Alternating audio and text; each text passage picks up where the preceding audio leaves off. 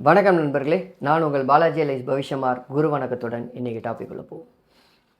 இன்றைக்கி நம்ம பார்க்க போகிற டாபிக் என்னென்னா, இந்த ராகு கேதுவிற்கு பார்வை உண்டா அப்படின்றதை ஏற்கனவே கிட்டத்தட்ட ஒரு 2 வருஷம் முன்னாடியோ 3 வருஷம் முன்னாடியோ ஒரு விளக்கம் கொடுத்துருந்தேன். பார்வை இல்லை, நான் பார்க்கறது இல்லை அப்படின்ற ஒரு விளக்கம் கொடுத்துருந்தேன். அந்த லிங்க் வேணாலும் தரேன். அந்த வீடியோவில் சொல்லப்படாத ஒரு சில விஷயங்கள் இருக்குது, அதை இந்த வீடியோவில் போடலாம் அப்படின்னு ஒரு தாட் ப்ராசஸ். ஏன் அப்படின்னா, சில அமைப்புகளில் நிறைய பேர் ராகு கேதுக்கு பார்வை இருக்குன்னு போகிறாங்க. ஸோ அதனால் நான் அது தப்பு அப்படின்று வாதாட மாட்டேன். ராகு கேதுக்கு பார்வையே இல்லை, நீங்கள் பார்க்குறதெல்லாம் தப்பு அப்படின்னு சொல்லக்கூடிய ஆளும் நான் இல்லை. ஏன்னா ஜோதிடத்தில் இன்னும் முற்றுப்பெறாத, ஜோதிட சாஸ்திரமே முற்றுப்பெறாத ஒரு சாஸ்திரம். நம்மளால் அது அவ்வளோ சீக்கிரத்தில் புரிஞ்சுக்க முடியாது. ஒருவேளை இன்னும் சிறிது காலம் கழித்து நான் ஒத்துக்கொள்ளும்படி இருந்தால், அதாவது இதன் அடிப்படையில் இதுதாண்டா காரணம் ராகு கேதுக்கு பார்வை இருக்குது அப்படின்றதை ஒருவர் நிரூபிக்கும் அமைப்பில் நானும் இருக்குன்னு சொல்லுவேன். ஆனால் அது வரைக்கும் என்னுடைய கோட்பாடு, என்னுடைய அமைப்பு, நான் பழகக்கூடிய அமைப்புகளில் பார்வை இல்லை அப்படின்ற அடிப்படையில் தான் அதை நான் இருப்பேன். இன்னொருத்தருக்கு திணிக்க மாட்டேன்.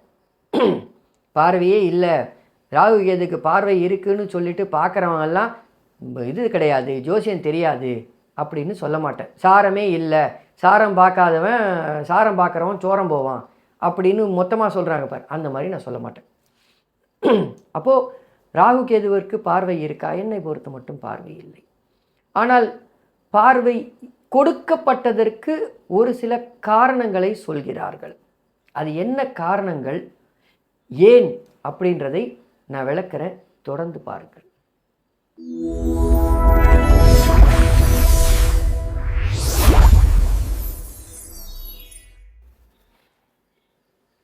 சரி, ராகு கேதுக்கள் நிழல் கிரகங்கள். நிழல் கிரகங்களாக இருந்தாலும் இந்த கிரகத்திற்கு தசாபுக்தி அமைப்புகளை கொடுத்துருக்குறாங்க. 7 கிரகம்தான் நவகிரகங்களில் இந்த ராகு கேதுவையும் சேர்த்து 9 கிரகங்கள்னு கொடுத்து தசாபுக்தி அமைப்புகளை கொடுத்து ஆட்சி உச்சம் போன்ற வீடுகளை கொடுத்து நவகிரக ஸ்டேட்டஸுக்கு இந்த ராகு கேதுக்களை அழைச்சிட்டு வந்திருக்காங்க.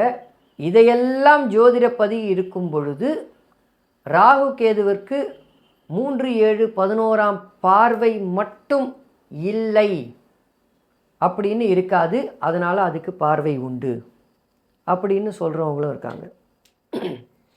அதை இன்னும் ஒரு சில பேர் அடுத்த கட்டமாக எப்படி அதை எடுத்து செல்வார்கள் அப்படின்னா, ராகுக்கும் பார்த்திங்கன்னா, ராகு கேதுக்கு ஒரு முக்கியமான அமைப்பு பார்வை உண்டுன்னு சொல்கிறவங்களுக்கு நான் போடுறேன். ராகுவோடைய நட்சத்திரங்கள் இருக்கக்கூடிய பாவகங்கள் நான் அதை இன்டூ பண்ணுறேன். கேதுவோடைய நட்சத்திரங்கள் இருக்கக்கூடிய பாவகங்கள் இப்படி போட்டுக்கிறேன். இது கேது, இந்த 0 போட்டது கேது, இன்ட்டு போட்டது ராகு. அப்போ ராகு எந்த நட்சத்திர வீட்டில் இருக்கிறதோ அந்த நட்சத்திர வீட்டுக்கு 3 மற்றும் 11இல் கேதுவுடைய நட்சத்திரங்கள் இருக்கும். அதனால் 3ஆம் பார்வையும் 11ஆம் பார்வையும் உண்டு அப்படின்னு சொல்லக்கூடியவர்கள் உண்டு. ஒரு உதாரணத்துக்கு இது திருவாதிரை நட்சத்திரம், இங்கே ராகுவோடைய நட்சத்திரம். ராகுவிற்கு 11ஆம் வீட்டில் அஸ்வினி நட்சத்திரம் கேதுவுடைய நட்சத்திரம். ராகுவிற்கு 3ஆம் வீட்டில் மக நட்சத்திரம் கேதுவுடைய நட்சத்திரம்.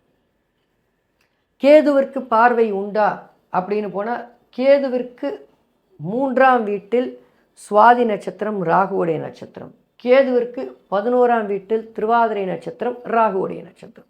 இதன் அடிப்படையில் பார்வை உண்டு அப்படின்னு சொல்லுவாங்க. இது பேசிக்ஸ். அதே சமயத்தில் இது ஒரு நட்சத்திர அடிப்படையில் வரக்கூடிய ஒரு சில விஷயங்கள். தசாபுக்திகளை கொடுத்து விட்டார்கள், அதனால் தசாபுக்தி அந்தஸ்தை கொடுத்துட்டாங்க. கேதுவுக்கும் தசாபுக்தி உண்டு, ராகுவுக்கும் தசாபுக்தி உண்டு. தசாபுக்தியை கொடுத்து ராகுவிற்கு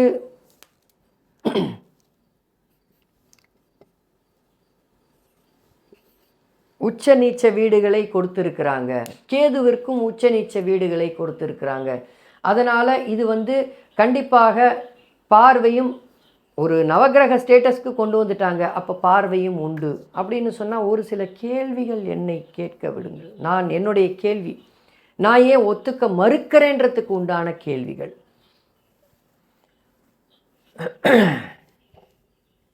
அதாவது நட்சத்திர ஸ்டேட்டஸை, நட்சத்திரன்ற தசாபுக்தி அடிப்படை நட்சத்திரத்தை கொடுத்துருக்குறாங்க, தசாபுக்தியை கொடுத்துருக்குறாங்க. அப்போது பார்வை அமைப்புகளையே மறுக்கிறீங்க அப்படின்னா அதுக்கு உண்டான என்னுடைய புரிதலை சொல்கிறேன். தசாபுக்தியை கொடுப்பதற்கு உண்டான காரணம் என்னென்னா, எந்த கிரகம் நகர்ந்து கொண்டிருக்கிறதோ அந்த கிரகத்திற்கு தூர அளவுகள் உண்டு, அதனால் தசாபுக்தி உண்டு. எல்லா நவக்கோள்களும் நகருது, ராகு கேது உட்பட. ராகுவும் கேதுவும் பார்த்திங்கன்னா பூமியுடைய சுற்றுப்பாதையும் சூரியனுடைய சுற்றுப்பாதையும் அதனுடைய ஆர்பிட்டல் பிளேன் வெட்டி பிரியும் அமைப்பு தான் ராகு கேதுக்கள். அப்போது அந்த வெட்டி பிரியும் அமைப்பு ஒரு இடத்தில் இருக்காது, ஏன்னா பூமி சுற்றிக்கிட்டு இருக்கு, நகரும். ஸோ அதனால் கண்டிப்பாக ராகு கேதுக்களுக்கு தசாபுக்தி கொடுத்தது மிக சரி. ஏன்னா ஒரு இடத்திலிருந்து இன்னொரு இடம் நகருதுன்னா இந்த இடத்தில் இந்த கிரகத்திற்கு என்ன என்ன கெடுக்க போது கொடுக்க போது, இந்த இடத்தில் என்ன கெடுக்க போது கொடுக்க போகுதுன்ற அடிப்படையில் தசாபுக்தி வேலை செய்யும். இது உண்மை, இதை நான் மறுக்கவே மாட்டேன். எனி நகரக்கூடிய கிரகங்களுக்கு தசாபுக்தி உண்டு. ஸோ நவகிரகங்களும் நகருது, 100% தசாபுக்தி உண்டு. ஓகே, அப்போது ராகுவுக்கு பார்வை ஆட்சி வீடு உச்ச வீடு கொடுத்துருக்கு, அதனால் பார்வை இருக்குது, நட்சத்திர அடிப்படையில் கொடுத்துருக்கு, பார்வை இருக்குது. அப்படின்னா என்னுடைய அடுத்த கேள்வி என்னன்னா, ராகு மற்றும் கேது எந்த வீட்டில் இருக்கிறதோ அந்த வீட்டின் அதிபதியாகவே பிரதிபலிக்கப்படுகிறதுன்ற இன்னொரு வீடு அமைப்பு இருக்குது. உதாரணத்திற்கு ராகு இந்த வீட்டில் இருக்குது, கேது இந்த வீட்டில் இருக்கும் அப்படின்னா இந்த கேது புதன் மாதிரி செயல்படுவார், இந்த ராகு குரு மாதிரி செயல்படுவார் அப்படின்ற ஒரு அமைப்பு. ஏன்னா பச்சோந்தி கிரகங்கள், நிழல் கிரகங்கள் எந்த வீட்டில் இருக்கோ அந்த வீட்டில் ஆக்கிரமித்து அந்த அதிபதி போலவே செயல்படுவார். அப்போ ராகுக்கு இந்த இடத்துல 5, 9 பார்வை உண்டான்னு கேட்பேன். ஏன்னா குருவுக்கு 5, 7, 9 பார்வை உண்டு இல்லை, 5, 9 சிறப்பு பார்வை இல்லையா? அப்போது இந்த ராகு 5, 9 சிறப்பு பார்வையை பெறுமா அப்படின்ற ஒரு கேள்வி உண்டு. இதை நான் கேள்வியாக கேட்பேன். ஏன்னா எனக்கு இதுக்கு விடை தெரியல, இதனால தான் நான் மறுக்கிறேன் பார்வை இல்லைன்னு. நான் ஒத்துக்கலை. ஒருவேளை இன்னும் சிறிது காலம் கழித்து என்னை இதுக்குள் நிரூபிக்க முடியும் என்று நான் ஒத்துக்கிட்டேன்னா பார்வை இருக்குன்னு அப்போ மாற்றிப்பேன், கண்டிப்பாக மாற்றிப்பேன். ஏன்னா இது முற்றுப்பெறாத சாஸ்திரம். ஆனால் இப்போ வரைக்கும் இல்லை. ஸோ அப்போ இந்த ராகுக்கு பார்வை வந்து விடுமா? சரி, ஒருவேளை ராகு இங்கே இருக்கு,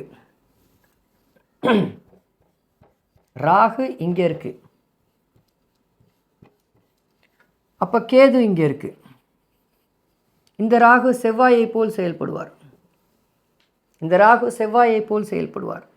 அப்படின்னா இவருக்கு வெறும் 7ஆம் பார்வை மட்டும்தான் அப்படின்னு நீங்கள் சொல்லுவீங்களா? செவ்வாய்க்கு ஸ்பெஷல் பார்வைகள் இருக்கே, 4 மற்றும் 8ஆம் பார்வை இருக்கே.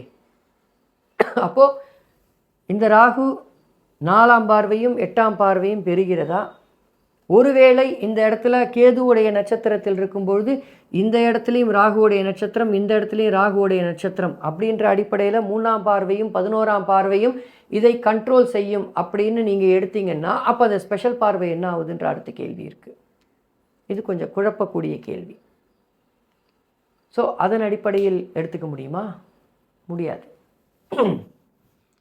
அதாவது தீர்க்கமான பதில் இல்லாத எந்த பதிலுமே என்னை பொறுத்தவரை நான் ஏற்றுக்கொள்கிறதில்ல. ஒரு பிற்காலத்தில் வேணால் நான் ஏற்றுக்கிறதுக்கு ட்ரை பண்ணுறேன். இது நானும் கொஞ்சம் ஆய்வு பண்ணுறேன்.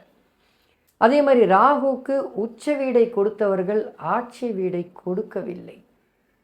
ஒரு சில பேர் கும்பம் ஆட்சின்றாங்க, ஒரு சில பேர் மேஷம், ரிஷபம், கடகம், கன்னி மற்றும் மகரம் இந்த அமைப்புகளில் இருக்கும்போது ராகு நல்லதை செய்யும்னு சொல்கிறாங்க. அது ஆரோகணம், அவரோகணம், அதே மாதிரி உத்தராயணம், தட்சிணாயணம் அப்படின்ற அடிப்படையில் அது உண்மைதான்.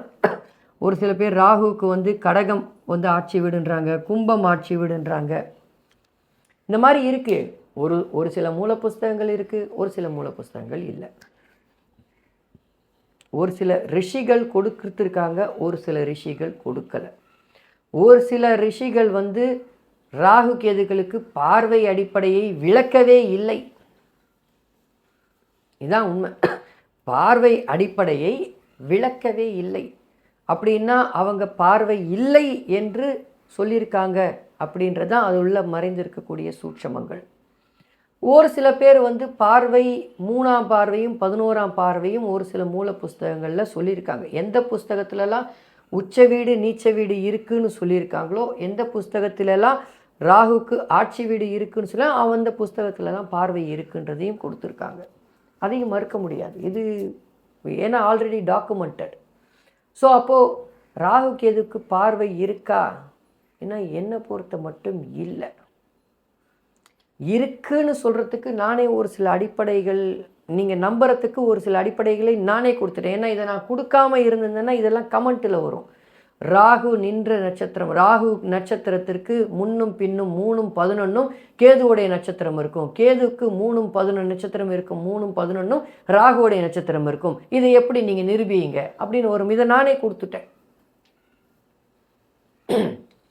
அப்போது அதுக்கு அதனால தான் கேள்வி கேட்டேன். ராகு எந்த வீட்டில் இருக்கோ இல்லை கேது எந்த வீட்டில் இருக்கோ அந்த கிரகம் போலவே செயல்படும்னா அந்த கிரகத்துடைய பார்வையும் எடுத்து செயல்படுமா? இல்லை. ராகுவிற்கு நவகிரகத்தோடைய அந்தஸ்து கொடுக்கப்பட்டது உண்மை, தசாபுக்தி கொடுக்கப்பட்டது உண்மை, உச்ச வீடுகள் கொடுக்கப்பட்டது உண்மை. இதையெல்லாம் ஒத்துக்கிற நீங்கள் ராகுக்கு பார்வை இல்லைன்னு எப்படி ஒத்துப்பீங்கன்னா இதுக்கு என்னுடைய கேள்வி. இவ்வளோதான் விஷயம். அதாவது ராவணனை கொன்ன பிறகுதான் நவகிரகத்திற்குள் ராகு கேதுகளுக்கு இடம் கொடுத்தார் அப்படின்னு புராணங்கள் இருக்கு. ராவணன் மறைவுக்கு பிறகுதான் ராகு கேதுக்களை நவகிரக ஸ்டேட்டஸ்லேயே கொண்டு வராங்க. அதுக்கு முன்னாடி வரைக்கும் வெறும் 7 கிரகம்தான் ஜோதிடத்திற்கு. ராவண வதத்திற்கு பிறகுதான் 8வது கிரகமாகவும் 9வது கிரகமாகவும் ராகு கேதுவை எடுத்துன்னு நவகிரக ஸ்டேட்டஸை கொடுக்கப்பட்டிருக்கு அப்படின்றதை சொல்கிறாங்க. புராணங்கள் சொல்லுது, அமைப்புகள் இருக்குது. இது மாதேஸ்வரன் ஐயா எழுதியிருக்கார், ஒரு புஸ்தகமாகவே போட்டிருக்காருன்னு நினைக்கிறேன்.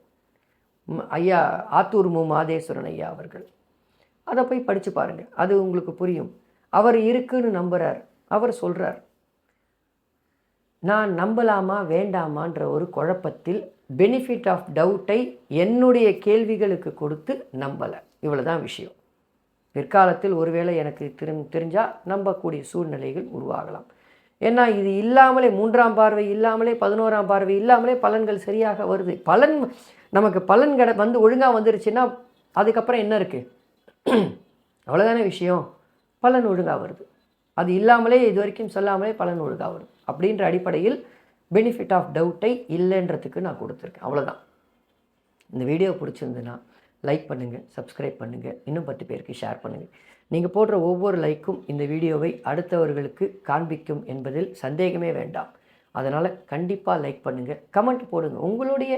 உங்களுக்கு என்ன மனதில் தோன்றுகிறதோ அதையும் போடுங்க. எல்லா கமெண்ட்ஸும் வரவேற்கத்தக்கது.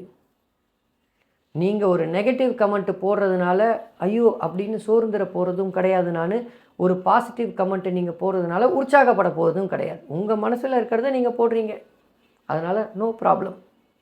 நான் என்றைக்குமே ஒரு கமெண்ட்டை டெலீட் பண்ணதும் கிடையாது.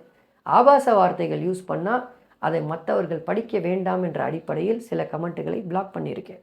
ஆபாச வார்த்தை யூஸ் பண்ண அது நான் பிளாக் பண்ணுன்றதில்ல, ஆட்டோமேட்டிக்காக அதுவே பிளாக் ஆகிடும், யூடியூப்பில் பிளாக் ஆகிடும். அதை எனேபிள் பண்ணியிருக்கேன். ஆபாச வார்த்தைகள் அப்படின்ற வார்த்தைகள், மற்றபடிக்கு தாராளமாக நீங்கள் கமெண்ட் போடலாம். சரியா? ஸோ அப்போ ராகு கேதுக்களுக்கு சார் நீங்கள் ஃபாலோ பண்ணுறீங்களா, பார்வை உண்டா? ஏன்னா இதை என்கிட்ட கேட்டார், ஜாதகம் பார்க்குற ஒருத்தர், சார் ராகு இங்கே பார்க்குதே சார், கேது இங்கே பார்க்குதே சார், அதனால் இந்த பலன் நடந்ததான்னு கேட்டார். இல்லை சார், அதனால் நடக்கலை, இதனால் இந்த மாதிரியான சந்தர்ப்பத்தினாலையும் இந்த கிரக சாரத்தில் இருக்கிறதுனாலையும் இப்படி இருக்கிறதுனால தான் இது நடந்ததுன்றதை சொன்னேன் அவர்கிட்ட. ஸோ என்னை பொறுத்தவரை இப்போ வரைக்கும் பார்வை இல்லை. பிற்காலத்தில் நான் மாறக்கூடிய சூழ்நிலைகள் ஏற்படலாம். ஏனென்றால் ஜோதிடம் ஒரு முற்று பெறாத சாஸ்திரம். புரியுதுங்களா? இதுதான் அப்படின்றது யாராலையும் எப்பவுமே சொல்ல முடியாது. அதன் அடிப்படையில் நான் இப்போ வரைக்கும் பார்வை இல்லைன்னு சொல்கிறேன். சரியா? தொடர்ந்து ஃபாலோ பண்ணுங்கள். அடுத்த பதிவில் பார்ப்போம். நன்றி நண்பர்களே.